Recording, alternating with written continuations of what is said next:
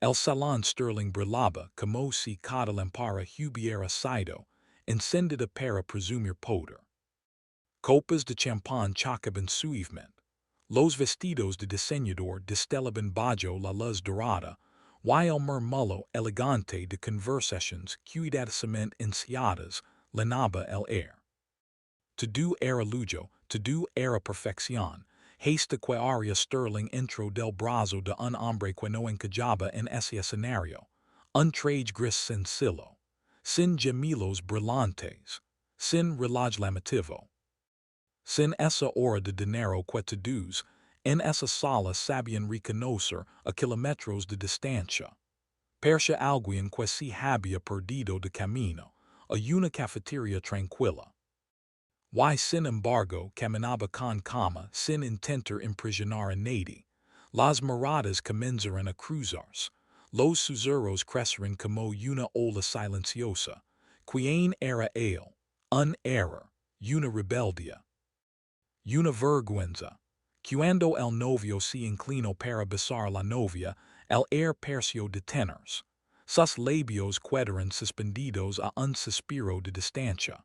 Pero sus ojos no estaban en ella. Estaban clavados en aquel hombre del traje gris. El color desapareció de su rostro como si alguien hubiera apagado la luz desde dentro. Soltó las manos de su novia lentamente.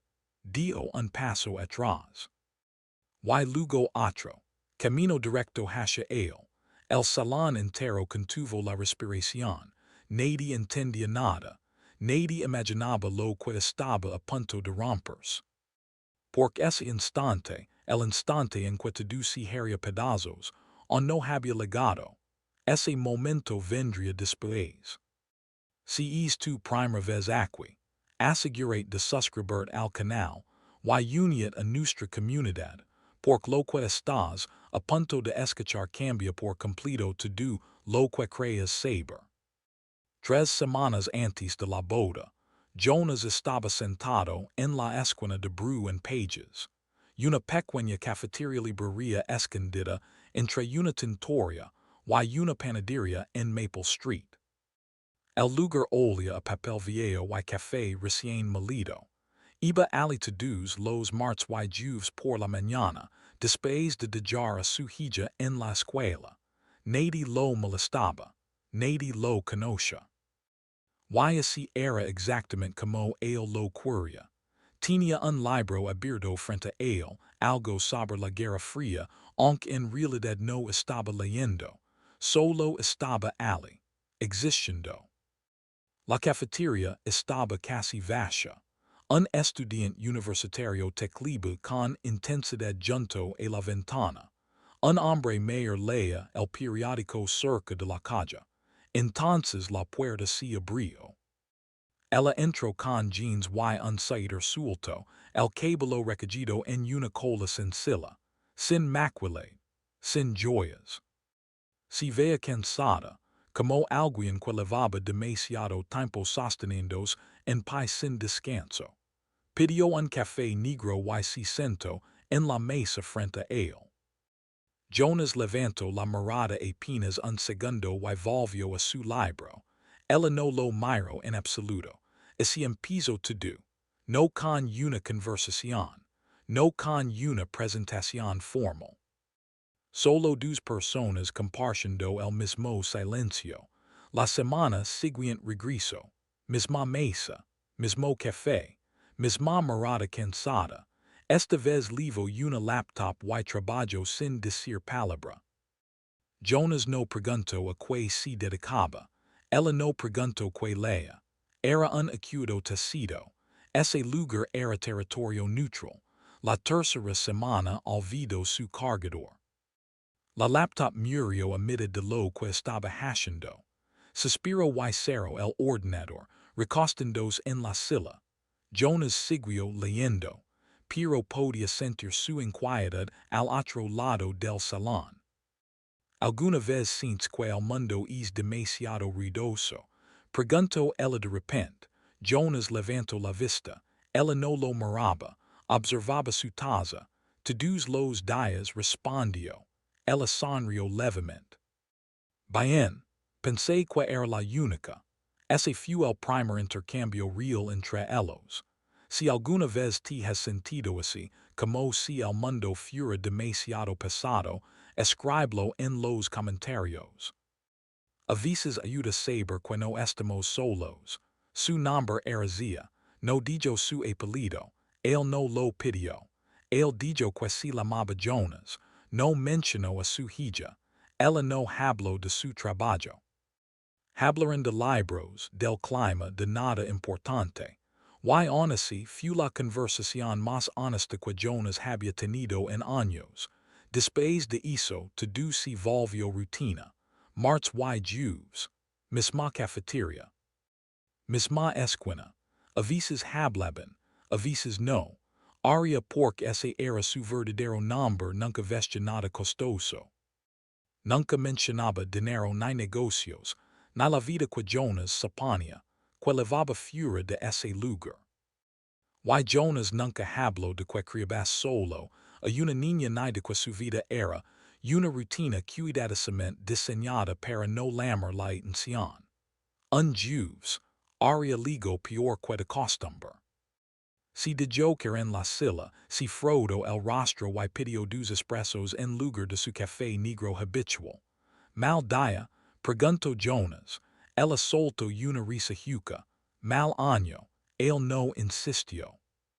No funcionaban así, pero ella siguió hablando. Mi familia cree que no tengo vida, piensan que solo trabajo. Y tienen razón. Pero en el momento en que intento hacer algo por mí, tienen opinions. Jonas cerró su libro. ¿Qué tipo de opinions? De las que vienen con conditions. Ella lo miró largo rato. Tú tienes familia así. No me queda mucha familia, respondió Jonas. Pero recuerdo lo que es que otros creen que saben que es mejor para ti. Aria asintió despacio. A veces quisiera desaparecer. Ser nadie. Jonas entendía eso más de lo que ella imaginaba. Las semanas se convirtieron en un mes. Aria sonría más. Jonas esperaba los martes y jueves como no esperaba nada desde hace mucho tiempo. Ella lo hace sentir normal. Él la hace sentir vista. No era amor todavía, pero era algo. Hasta que un jueves ella no apareció. Jonas esperó una hora. Si dijo que no importaba. La gente tenía vida. Quizás tenía una reunión. Quizás simplemente no quiso ir. Pero el martes siguiente tampoco estuvo. Y por primera vez en meses, el silencio de la cafetería le pisó. El jueves volvió. Pero no era la misma. Su cabello estaba arreglado. Levaba blazer. Se veía importante. Se sentó frente a él y dijo un sabor color crema sobre la mesa. Necesito pedir algo, dijo Aria. Su voz era firme pero sus manos temblaban. Y pude decir que no. Jonas miró el sabor. Que es. Mi hermana se casa en 2 semanas. Es un evento grande. Toda mi familia estará allí. Y no quiero ir sola. Jonas frunció el ceño. ¿Quieres que vaya contigo? Sé que es mucho pedir, dijo ella rápido. No nos conocemos tanto, pero cuando está contigo puedo respirar. Y en eventos así siento que me asfixio. Jonas tomó el saber. El papel era grueso caro. De esos que cuestan más que su alquiler. ¿Qué tipo de evento? Aria bajó la mirada. Del tipo don te juzgan por tu apellido y tu patrimonio. Jonas dijo el saber. ¿Por qué yo? Porque ti no te importa nada de eso. Porque tú me ves a mí, no la versión que todos esperan. Jonas pensó en su hija. En la vida tranquila que había construido. En los años evitando salons linos de gente que se crea superior. Pero también pensó en Aria. En la mujer que buscaba silencio en una cafetería pequeña. Está bien, dijo, ella parpadeó, sí, haré contigo, su expresión cambió, alivio, gratitud, y algo más, tal vez miedo. No tines que vestert elegante añadió rapido. Solo se tú mismo. Hizo to do lo que necesito. Dale like si entiendes ese sentimiento, cuando alguien te pide que solo seas tú, sin mascaras. Jonas asintió, pero por dentro sentía el peso de lo que se acercaba. Él conoce ese mundo, lo había conocido demasiado bien. La mañana de la boda se puso su traje gris, limpio, correcto, sin marca. Si miró al espejo y via lo que la familia de Aria viria, un hombre que no pertenecía. Aun así few. Aria lo recogió en un auto que valía más que su casa. Su vestido azul oscuro era simple, elegante. Sonrió al verlo, pero sus ojos estaban tensos. Te ves bien, dijo, tú estás nerviosa. Mucho. La boda era en una finca privada a una hora de la ciudad, fuente de mármol, guantes blancos. Un salón para 200 personas. Al entrar las miradas cayeron sobre ellos. Un hombre de traje sencillo. Una mujer que valía millones, no cuadraba. Aria apretó su brazo. Ignórlos. Lo intento. Pero los escuchaba. Cada susurro. La ceremonia comenzó. El oficiante habló. Los votos fueron intercambiados. Jonas permaneció quieto junto a Aria, sintiendo el peso de un mundo que no era suyo. Entonces Marcus, el novio, se inclinó para besar a su novia. Y se congeló. Sus labios quedaron suspendidos. Pero miraba más allá del hombro de Clarissa. Miraba a Jonas. El color se fue de su rostro. Soltó las manos de su novia. Y bajó del altar. El salón quedó en silencio absoluto. Se detuvo frente a Jonas. Durante un largo momento, nadie habló. Luego Marcus bajó la cabeza. Señor, dijo en voz baja. La palabra cortó el aire. Aria apretó el brazo de Jonas. Marcus alzó la voz temblando. Usted salvó mi empresa. Hace 3 años. Cuando todos los inversionistas se fueron. Cuando los bancos me cerraron las puertas. Usted fue el único que creyó en mí. Me dio una segunda oportunidad. Los susurros explotaron. Si no fuera por usted, yo no estaría aquí hoy. Le debo todo. Jonas no dijo nada. Marcus miró al salón. Este hombre es J. Vale. El nombre que como una bomba. El inversionista que financió la mitad de las startups de esta ciudad. El que convirtió desconocidos en imperios. Y nunca pidió crédito. El salón estalló. Teléfonos, murmullos, shock. Aria susurró, J. Vale, Jonas se levantó lentamente. Esto no debía pasar, dijo con cansancio. Marcus negó. No podía dejar que lo trataran como si no importara. Pero Aria lo miraba como si no lo conociera. Tenemos que irnos, murmuró Jonas. Su madre cruzaba el salón. Señor Vale, si hubiéramos sabido, Jonas retiró la mano. No necesitaban saberlo. Pero ahora lo sabemos, sonrió ella demasiado amplia. Por favor, cuides. Hay muchas oportunidades, no, su voz fue firme. Aria lo miró pálida. J. Vale she. El J. Vale she. Su voz se quebró. ¿Por qué no me lo dijiste? No aquí. Cuánto tiempo pensabas ocultarlo. No lo ocultaba de ti. Lo ocultaba de esto, señaló el salón lleno de tarjetas de presentación. Por eso dejé ese mundo. Aria tenía los ojos humidos. Yo no soy ellos. Lo sé, pensé que éramos honestos. Lo éramos, no, yo te conté todo. Y tú me dejaste hablar creyendo que eras diferente. Soy diferente. Lo eres, el dolor en su voz era real. Dale like si entiendes este momento, cuando la verdad duele más que la mentira. Jonas respiró. Tienes razón, debe de ser. Pero tenía miedo de convertirme en una transacción. Ella susurró, no confías en mí. Él no respondió, porque era verdad. Necesito dijo ella alegendos. Jonas salió después, la noche era fría, se sentó junto a la fuente. Su teléfono vibraba sin parar, números desconocidos, inversionistas, empresarios, lo apagó, más tarde volvió, encontró a Aria en la terraza. Pensé que te habías ido. Lo hice, pero regresé. Porque mereces una explicación. Why entonces le canto todo, su antigua vida, el dinero, el poder, su esposa, las decisiones sin su consentimiento, el divorcio, su hija. El miedo a volver a ser solo un recurso para otros.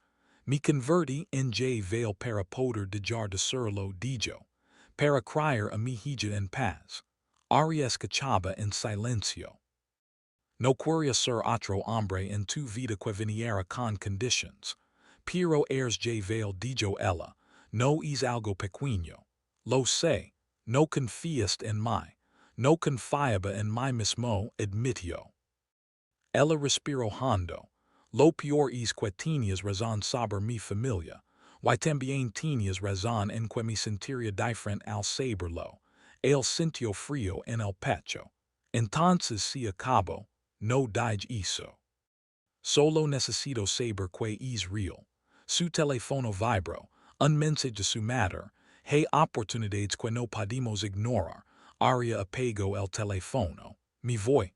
¿A dónde? A cualquier lugar que no sea aquí. Él la siguió. Ven conmigo, importa a dónde. Jonas miró el salón iluminado, luego la miró a ella. No, condujeron en silencio. Se detuvieron frente a Brew and Pages. La cafetería estaba oscura. Aquí empezó todo, dijo ella. Sí. Creo que eres el único que entiende cuando digo que el mundo es demasiado ruidoso. Jonas sintió que algo dentro de él se aflojaba. Lo siento. Lo sé. Pero necesito que entiendas algo. No me importa que seas veil. Me importa que pensaras que no podría amarte sabiendo quién eres. Él tomó su mano. Estaba equivocado. Sí, susurró ella. Lo estabas.